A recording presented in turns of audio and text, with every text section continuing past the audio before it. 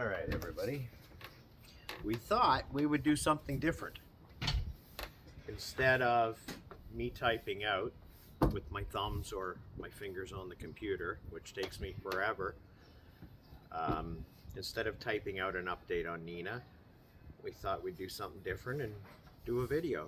So with me is William, Nenah's owner, and most people don't know, but William is also a Dream Team response officer, fully trained, and was on the radio with us the whole time, had his vest with his equipment issued and everything.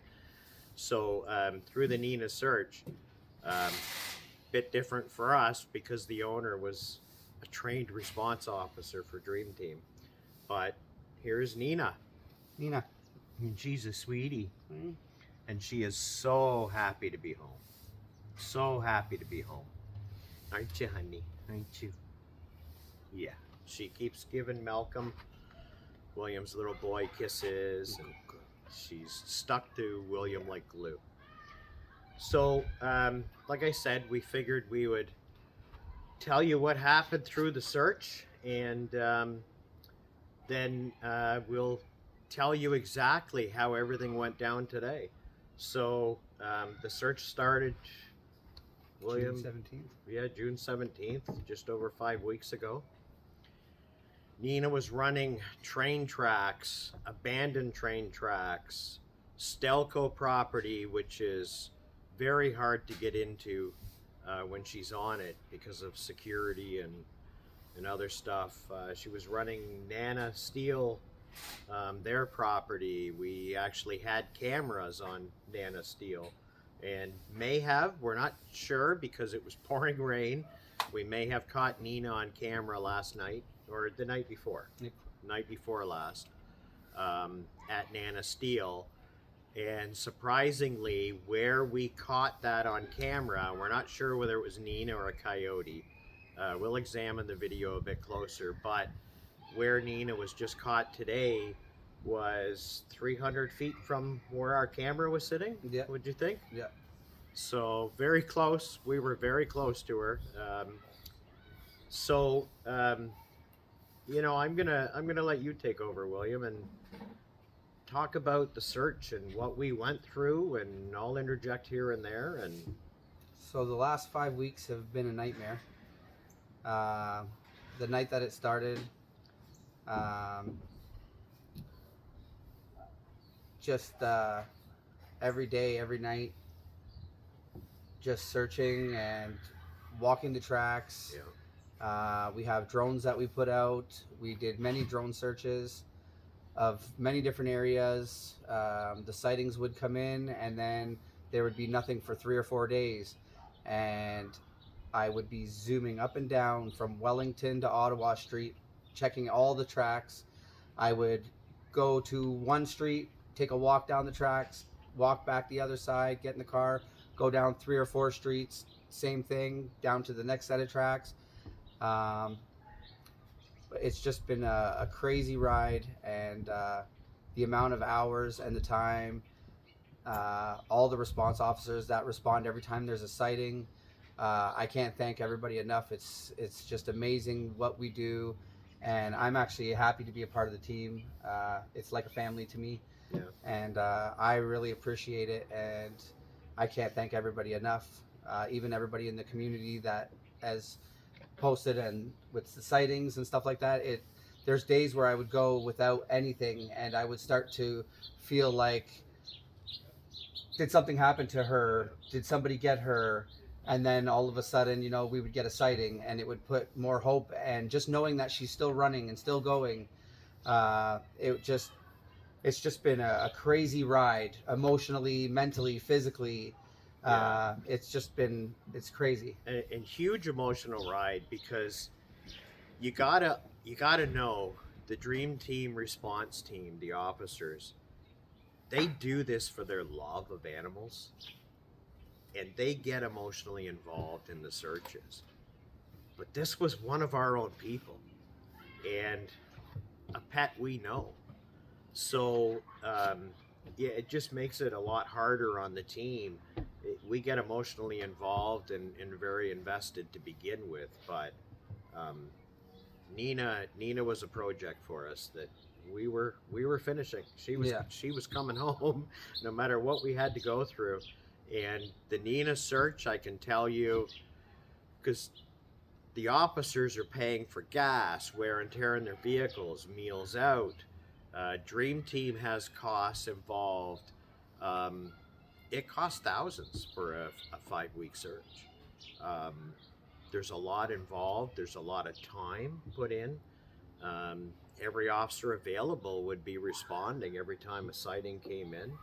Um, we spent days, nights out here. Oh yeah. 4 in the morning, we're on train tracks. If the information was coming in, we were out there. Yeah. But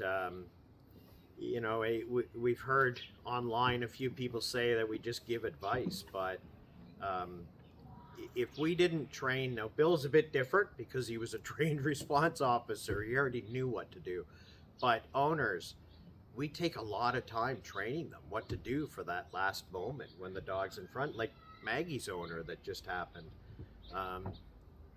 We worked with Catherine through the whole thing, showing her what to do.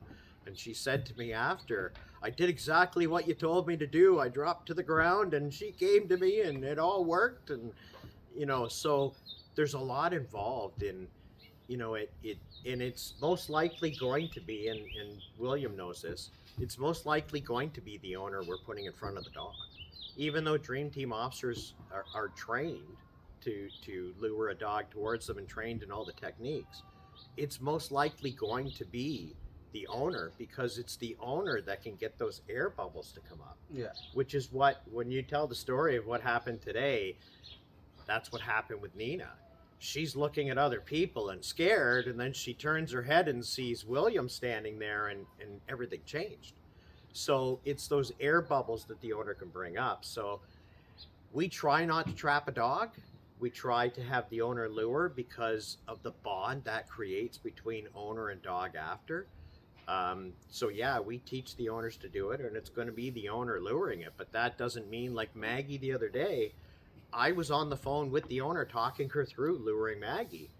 I was on the phone with the person who had eyes on Maggie calling the site again, and coordinating with him that he was going to go in the bush further, and then he actually pushed Maggie back because he was able to deke around her and actually pushed Maggie back right at the owners, and she ran right past their car.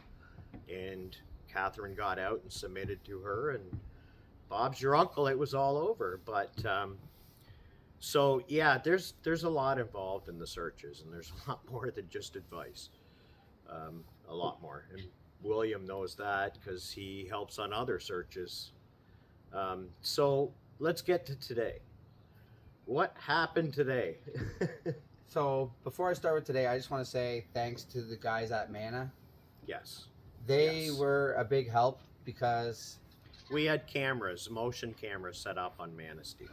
yeah, and we went like 12 days without a sighting or anything, and Yep. then it was those guys that had seen her running out of their factory, and that basically put us in a pinpoint area to where we could focus more, because at this point we were all over the place. She was from Wellington to Ottawa, Yep. and everywhere in between. And if it wasn't for those guys calling in and letting us know, like, she's been running through, we would still be circling Stelco all day, every Yep. day, Yep. and who knows how long this could have really went on for, because she could have been out there till Christmas. Well, basically, she was caught 300 feet from where they saw her, Yeah. and they actually led us to the area where she was caught. And then so today, And by the way, this is Malcolm, William's son. Yeah. Lingering in the background here. me and Malcolm got up at 6:30. We headed out at 7 o'clock in the morning, which is usually our routine. We usually go stop at the Tim Hortons. We do our zigzag, Wellington, Victoria, Birch, down to Sherman. We hit the Tim Hortons at Sherman and Burlington. We usually go towards Stelco, and we'll sit either Wilcox or the back of just before Ottawa. I don't know what they call that property where the Port Authority is. And we'll sit there and we'll just watch for 30-40 minutes while we have our breakfast. And then I take Malcolm, we come back to the house around 8:40, grab his lunch, drop him off, and then I head back out and do the same thing. And it's been like that since day, well, it's not since day one, but since as the search has progressed. Um, Things have evolved and switched around, but so today I just happened to be in that area, did my little zigzag. I was sitting near Wilcox. I told myself Malcolm was supposed to go to his mom's.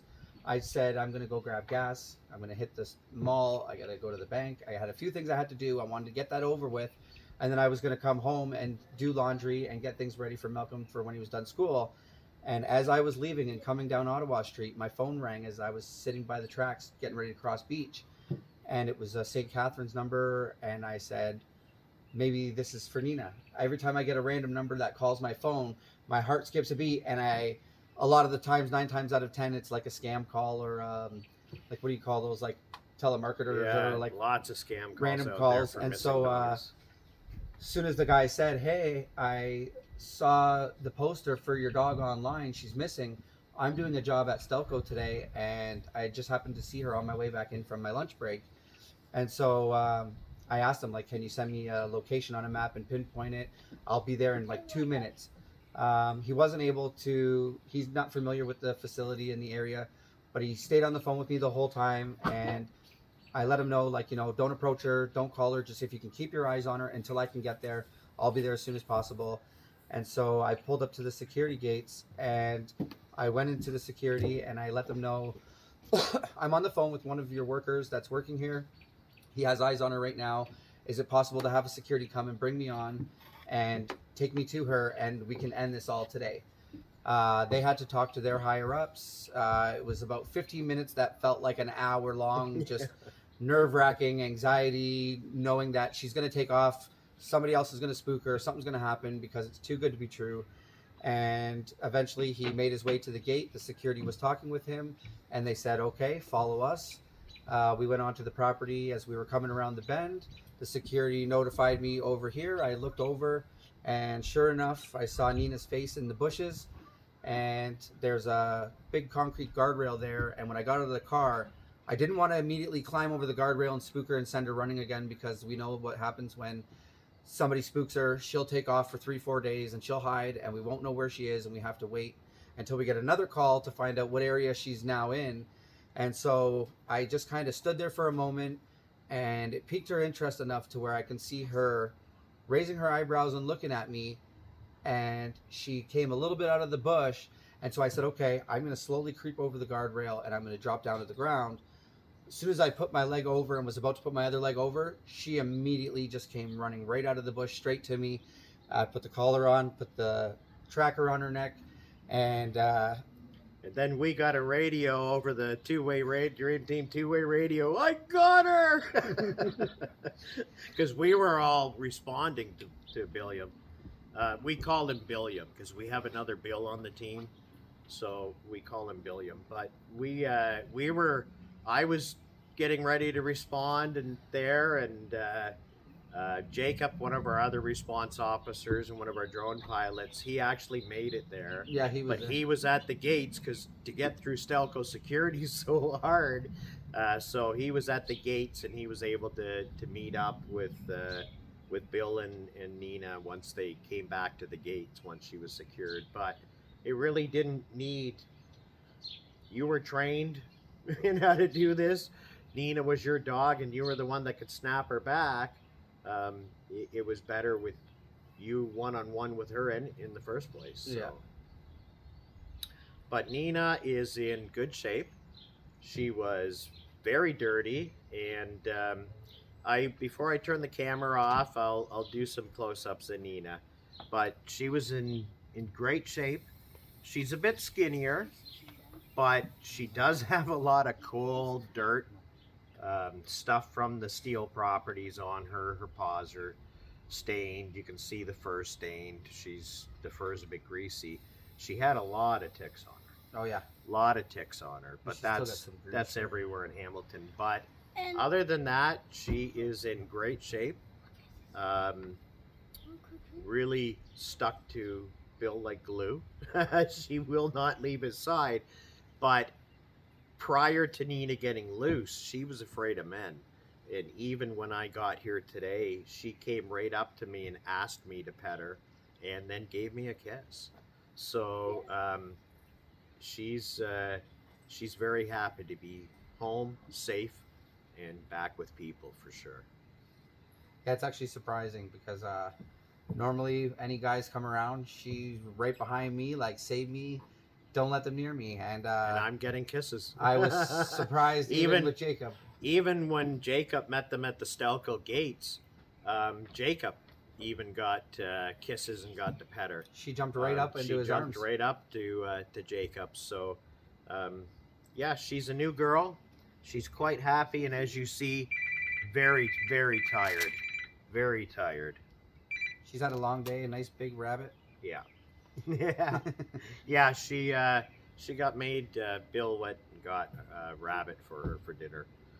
Since we know that's what she's been eating while she was out, but at least this one was cooked, right? Yeah, no fur burgers tonight. No fur burgers tonight. All right, guys, we figured this would be something different for you. Do a video update rather than a typed out update, and we could probably give you more info in a video update, and you get to meet Nenah. So I will get up and grab the camera. And I want to say thank you. Dream Team, and I found 2 ticks on the corner. All right. And here's Nenah, sound asleep. Say hi.